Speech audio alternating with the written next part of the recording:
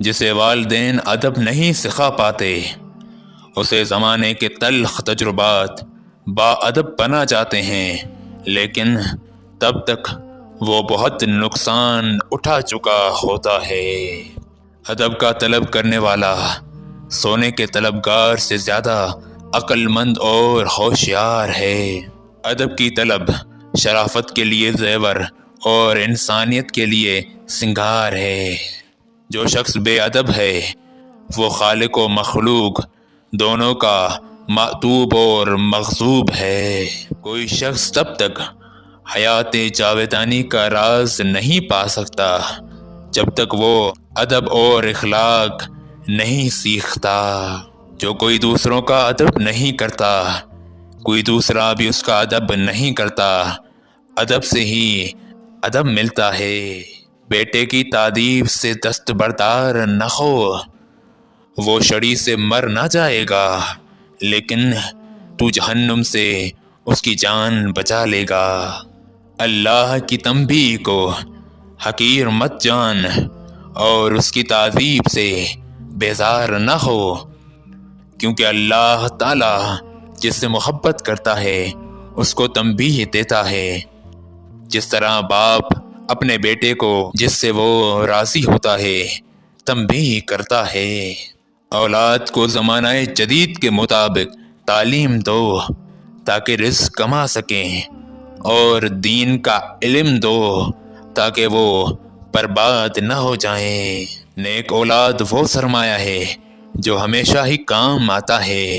اولاد کی صحت اور تعلیم دینی میں رزق کم نہیں ہوتا، بلکہ اس میں اور زیادہ اضافہ ہو جاتا ہے۔ اپنی اصلاح سب سے مشکل کام ہے اور دوسروں پر تنقید سب سے آسان کام ہے، لیکن جو شخص کڑی تنقید کو پسند کرتا ہے اور اس کو اپنے لیے اصلاح سمجھتا ہے اور دوسروں کی برائی کو نظر انداز کرتا ہے، صرف وہی لوگ ہی زندگی خوشحالی سے گزار پاتے ہیں۔ سب سے پہلے اپنی اصلاح کرو، پھر دوسروں کی فکر کرو، کیونکہ آخرت میں سب سے پہلے سوال تم سے تمہارے بارے میں کیا جائے گا، نہ کہ دوسروں کی اصلاح کے بارے میں۔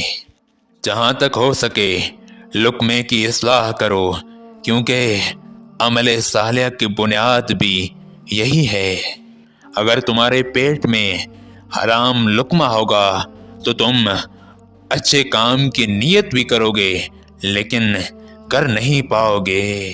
انصاف کے قلعے کو نہ آگ جلا سکتی ہے اور نہ سنگ باری ہی نقصان پہنچا سکتی ہے۔ انصاف سے بڑھ کر کوئی چیز سلطنت میں مسلمان کی حفاظت نہیں کر سکتی، اور انصاف جو کرتا ہے وہ میانہ روی اختیار کرتا ہے، اور یہی چیز سلطنتوں کو کامیاب بناتی ہے۔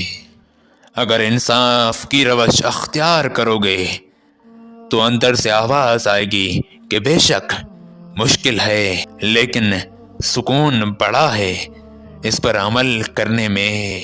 انصاف کی ایک گھڑی سالوں کی عبادت سے بہتر ہے۔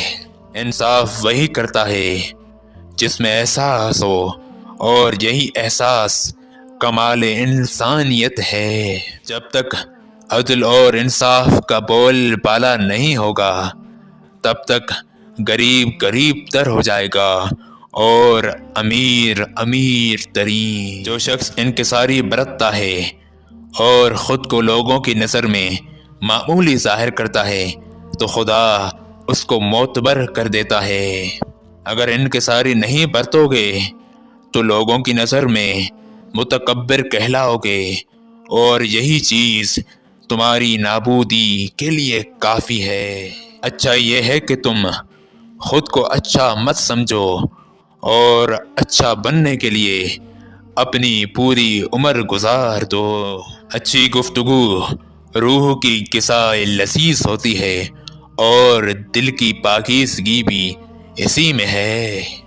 گھر میں حلال جانور پالنا، روایت میں بکرا اور بکری کے پالنے کا تذکرہ آیا ہے، اور جو ان دونوں کو پالے گا اور ان کی دیکھ بھال کرے گا تو اللہ اس کے گھر سے رزق کی تنگی کو دور کر دے گا۔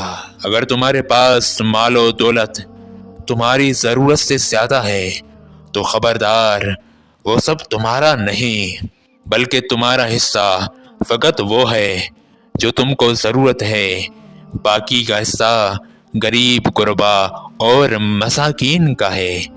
بے شک اللہ حد سے زیادہ مال و دولت دے کر امتحان لیتا ہے۔ بے شک یہ اقوال انمول اور قیمتی ہے، تو اس کو زیادہ سے زیادہ شیئر کریں۔ بے شک اچھی بات پھیلانا بھی صدقہ جاریہ ہے۔ تو بس الف سنو جی، کیونکہ الف عشق حق ہے۔